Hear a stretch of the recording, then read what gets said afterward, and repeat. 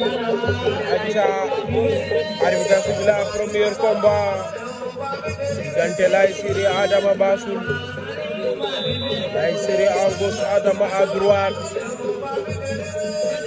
Gena Fimela 4 mai 2024 diggante Laye Siry Adama Bassoul. Acha Boshara Bassoul Laye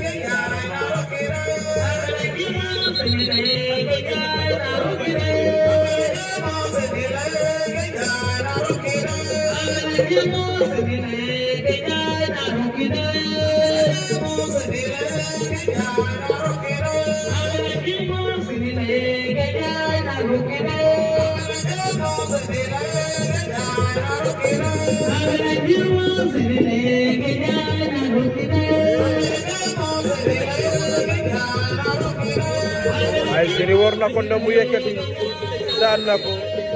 Laye Siry daan na Adama. Laye Siry daan na Adama.